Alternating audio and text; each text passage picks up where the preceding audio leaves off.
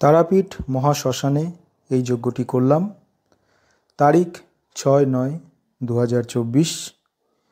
এই যজ্ঞে বাস্তুদোষ, বাস্তুর ক্ষতি এবং সকল প্রকারের জাদুটোনা মুক্তির ক্রিয়া করা হয়েছে, বাণ মুক্তির ক্রিয়া করা হয়েছে। এবং আমরা যে সমস্ত মন্ত্র এবং যন্ত্র ব্যবহার করি সমস্তটাই গুরুমুখী বিদ্যা।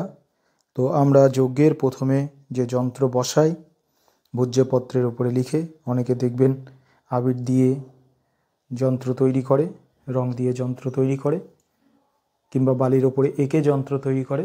আমরা কিন্তু ভূজ্যপত্রের ওপরে যন্ত্র লিখে যজ্ঞে বসিয়ে সেখানে কিন্তু যজ্ঞ করি, কারণ আমাদের গুরুমুখী বিদ্যা গুরুর যেভাবে নির্দেশ আছে সেইভাবে করা হয়। তো আমরা যে যন্ত্র যজ্ঞের মধ্যে বসিয়েছি, দৈব শক্তি লাভের যন্ত্র, বগলামুখী যন্ত্র, মহামৃত্যুঞ্জয় যন্ত্র, গর্ভযোগ যন্ত্র এবং গুণ বাণ জাদুটোনা থেকে মুক্তি পাওয়ার এবং সর্বপ্রকার অশুভ শক্তি থেকে মুক্তি পাওয়ার একটি যন্ত্র আছে, যেটিতে অটোমেটিক তার উপরে যজ্ঞ করলে সমস্ত বাণ বিনাশ হয়ে যায়, সমস্ত অশুভ বিনাশ হয়ে যায়। সেই যন্ত্রটি বসিয়েছি এবং আমরা মন্ত্র দ্বারা, যেগুলি সাবর মন্ত্র, গুরুমুখী বিদ্যা, সেই মন্ত্র দ্বারা গ্রহের আহুতি দেওয়া হয়েছে, সমস্ত প্রকারের জাদুটোনা বাণ কাটানো হয়েছে এবং আরও বিভিন্ন বাস্তুর ওপরে যে গ্রহদোষ থাকে সেগুলো মুক্তির জন্য আমরা আহুতি দিই।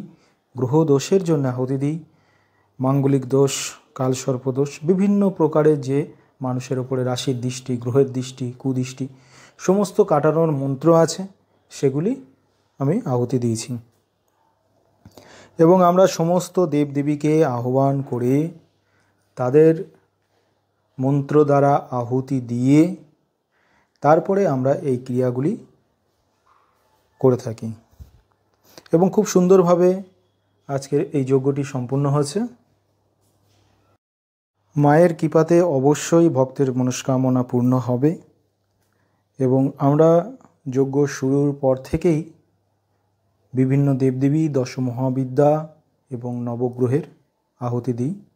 আর গ্রহের কাটানটা আমরা বেশিরভাগ মহামৃত্যুঞ্জয় মন্ত্রের ওপরে, দশমহাবিদ্যা মন্ত্রের ওপরে এবং বগলার ওপরে জোর দিয়ে কাজটি করা হয়। তো বগলার প্রয়োগ অবশ্যই দেওয়া হয়, ছিন্নমস্তার প্রয়োগ দেওয়া হয়, দশমহাবিদ্যার দক্ষিণাকালীর প্রয়োগ দেওয়া হয় এবং দশমহাবিদ্যার 10টা দেবীর প্রয়োগ আমরা এই যজ্ঞের মধ্যে দিই। এছাড়া মহামৃত্যুঞ্জয়ের প্রয়োগ যজ্ঞের মধ্যে দেওয়া হয়।